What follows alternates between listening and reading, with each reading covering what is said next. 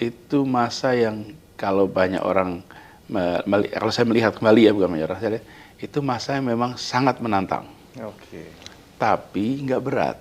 Kita Sangat menikmati. menantang tapi nggak berat. Sulit ya, tapi nggak berat. Berat itu kan rasa ya. Ini jiwa pemimpin sejati nih. Nggak bilang sulit, nggak bilang tapi berat, tapi menikmati ya, menantang ya. Menantang. Jadi ini perlu tantangan. Dan ada juga ketika urusan mobil, saya ingat suatu ketika harus mobil kami itu harga $600. Mobil $600 ya, Pak. Kebayang nggak mobil $600? Keren, Pak. Top, Pak. Oke, Pak.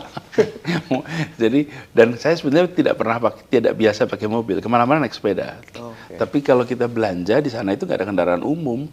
Di kota kecil tempat kampus kami itu nggak pakai kendaraan umum, makanya harus pakai mobil. Nah, jadi $600. Pernah satu ketika itu rusak, yang harus diganti biayanya lebih mahal daripada harga mobilnya. Jadi akhirnya Kan sering ngalamin tuh, denger kan cerita itu. Harga partsnya lebih mahal daripada harga mobilnya. Jadi setelah selesai di estimate, nggak mungkin, udah nggak usah. Saya sampai di rumah, orangnya nelpon, boleh bisa nggak datang lagi? Nah, saya datang lagi ke sana. Terus dia bilang gini dah katanya, saya bantuin cari partsnya yang bekas. Nanti saya pasang tanpa labor cost. Oke. Bayangin coba, ganti itu semua. Jadi akhirnya saya dapat dengan harga yang, kan di sana labor cost mahal ya. Betul. 1 jam itu $62. Waduh, mahal banget. Jadi kalau kerja 4 jam aja udah mahal tuh. Iya, betul. Nah, itu mereka kerjain. Jadi itu adalah periode di mana saya merasakan adanya tekanan ekonomi yang tinggi, harus tuntutan belajar yang tinggi juga. Di sisi lain, kami itu harus memiliki prestasi akademik untuk mempertahankan beasiswa. Iya, betul. Karena beasiswanya bukan kayak beasiswa, misalnya dari sini ya, kita dapat beasiswa untuk sekolah sampai selesai. Berapapun nilainya, beres. Kalau ini enggak, tiap tahun direview. Ada KPI-nya ya, Pak. Kalau nilainya turun, dicabut. Beasiswanya bisa probation. Waduh. Kalau turun 1 semester lagi, bisa berhenti itu. Iya. Jadi menjaga nilai itu harus, karena itulah sumber penilaian kita untuk bisa dapat.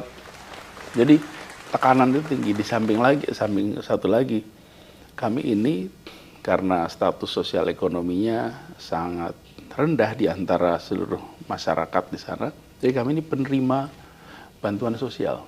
Oke, di Amerika ya. Menurut dia bisa bayangin. Jadi saya ini punya pengalaman ngantri bersama dengan istri di fasilitas dinas sosialnya di sana untuk mengurus pembebasan supaya kita bisa dapat biaya kesehatan yang cukup, karena itu bantuan sosial. Jadi pengalaman berada di posisi paling bawah di dalam sebuah strata masyarakat itu memberikan bekal ketika saya bertugas kemarin di Jakarta. Saya sering pesankan pada semua, kalau kita menjadi pemberi bantuan, itu perlakukan yang menerima bantuan itu seperti your premium customer. Karena mereka itu rendah-rendahnya di masyarakat secara sosial ekonomi. Tapi bukan rendahnya karena bukan harga dirinya, tapi karena status sosial ekonomi. Saya pernah merasakan tuh. Kami itu terima kupon untuk bayar susu, untuk bayar makanan, Jadi kalau kita ke grocery, pakai kupon ya. Pakai kupon. Itu kasirnya pun memandang kami tuh. Orang yang dengan kupon. Nah, dengan kupon itu artinya yang paling bawah tuh di dalam strata sosial ekonomi. Nah, ini sesuatu yang kami pernah alami, kami pernah melewati masa itu, yang kemudian sekarang ketika saya kemarin bertugas di DKI itu menjadi bekal. Saya sampaikan ke Bank DKI, ini ya kalau datang penerima KJP, datang membawa kartu lansia ke kantor Bank DKI, perlakukan mereka sebagai perang customer, karena mereka itu di dalam situasi yang saya pernah merasakan kok. Betul. Nah, saya juga pernah merasakan antara petugas yang menjaga kehormatan kita dan petugas yang meremehkan. petugas yang merendahkan? Oh banyak. Berarti sekarang banyak. Bapak bisa balik ke kasirnya, lihat, ih masih kasir ya. Gitu. Pak Anies kan ini latar belakangnya pendidikan, sampai PhD, terus pernah jadi rektor yang termuda kalau nggak salah di Indonesia 38 tahun, Pak. Tapi lalu masuk ke politik, apa sih yang bikin Bapak, alasan Bapak mau mendalami politik? Oh, gini, jadi saya itu tidak menempatkan politik sebagai satu sektor yang terpisah dari kehidupan. Okay. Jadi saya ketika masih sekolah, ketika masih kuliah, di satu sisi saya belajar, di sisi lain saya ikut dalam urusan-urusan yang terkait masyarakat. Oh, memang dari dulu begitu? Selalu aktif. Oke. Aktif, dan aktif di dalam diskusi, aktif di dalam aksi-aksi, aktif di dalam kegiatan yang isinya adalah tentang masyarakat. Iya.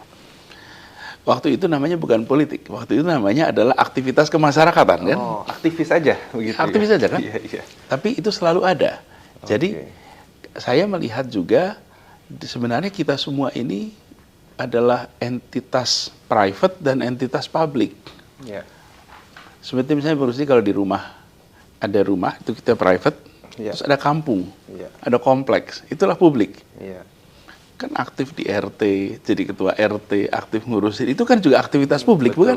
Betul. Jadi nih, di dalam skala nasional, lalu itu dibuat kelembagaannya. Kelembagaannya apa namanya? Namanya partai, namanya pemerintahan, nah, itulah kelembagaannya. Jadi saya dari dulu selalu aktif, dan ketika di Paramadina pun, kami sebagai rektor, saya aktif bantu kegiatan-kegiatan kemasyarakatan, mulai dari misalnya satu ketika di KPK ada panggilan untuk menjadi anggota komite etik, malah saya menjadi ketua komite etik di KPK. Kemudian ada urusan tim 8, saya ikut terlibat. Jadi keterlibatan dalam urusan publik itu inherent. Jadi politik bukan sebagai sebuah tempat yang terisolasi, tapi kita semua adalah bagian dari itu. Saya sering ingatkan sama teman-teman muda, saya adalah ayah, adalah suami, adalah warga di kampung itu, warga di Jakarta, warga di Indonesia. Nah, tambah warga dunia.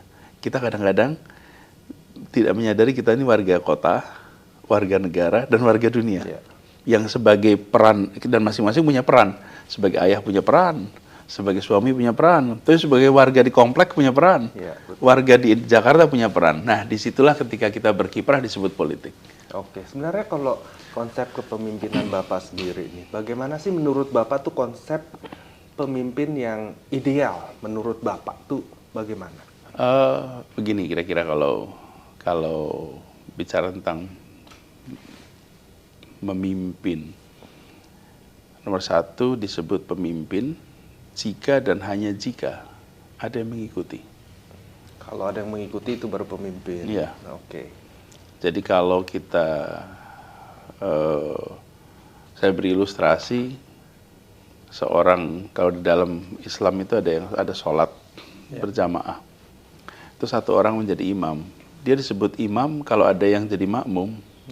Kalau nggak ada satu orang di belakangnya, meskipun dia tempatnya di tempatnya imam, dia nggak disebut imam. Dia disebut imam tuh hanya jika ada orang yang ikut, bukan karena tempatnya. Nah, itu kadang-kadang saya cerita bukan karena jabatannya disebut pemimpin. Pemimpin itu kalau punya follower. Betul. Without follower, you're no leader. Betul. Nah, follower itu bukan dalam artian follower Instagram. Itu jadi influencer ya, Pak, bukan pemimpin ya. Nah, follower apa? Mengikuti idenya, mengikuti gagasannya, mengikuti pikirannya, mengikuti perbuatannya. Itulah kepemimpinan. Jadi satu itu. Yang kedua, gagasan harus ada. Gagasan, ide. Mimpi. Kemudian itu bisa dia wujudkan menjadi kenyataan. Bukan hanya mimpi, kenyataan. Karena itu saya pernah bilang gini, Bang Rusdi, pemimpin pemimpi plus N. Jadi pemimpi, orang yang punya mimpi plus N. N itu apa sih? N itu nyali, N itu kemampuan manajemen, N itu kemampuan menjadikan mimpi itu jadi kenyataan. Itu N tuh. Iya. Memimpin ada gagasan, kemudian ada narasi, deretan pesan, kemudian karya. 3 itu. Iya. Jadi ada gagasan, ada narasinya, ada pesannya, lalu ada karya, ada wujud hasilnya. Iya. Nah, pemimpin saya rasa seseorang yang bisa melakukan itu. Lalu ada unsur kepercayaan, trust. Iya. Trust dari yang dipimpin. Kan seseorang itu mau mengikuti kan kalau percaya ya. Iya. Trust itu ada 3 unsur yang memperkuat trust. Itu yaitu 1, kompetensi. 2, integrity. 3, intimacy, kedekatan.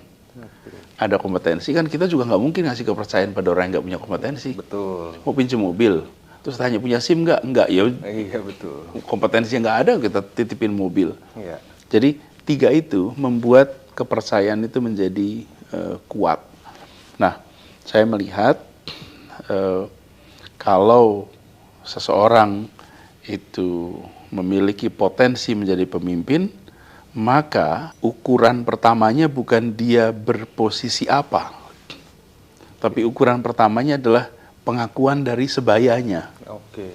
Jadi kalau anak muda diakui pemimpin oleh sebaya, nah ini namanya young leader. Bukan karena posisi dia. Bukan posisi, bukan karena jabatan. Keren. Kalau itu namanya pejabat. Iya, benar-benar. Tidak semua pemimpin punya jabatan, dan Bisa tidak memimpin. semua pejabat Iya. adalah pemimpin. Iya, betul. Betul, luar biasa sekali. Ini kalau dicatat nih daging semua nih ya. Jadi emang luar biasa nih kalau memang ngobrol sama akademisi, sama seorang yang berpendidikan tinggi, kita bakalan dapet ilmu banyak nih. Maka harus nempel terus sama Pak Anies.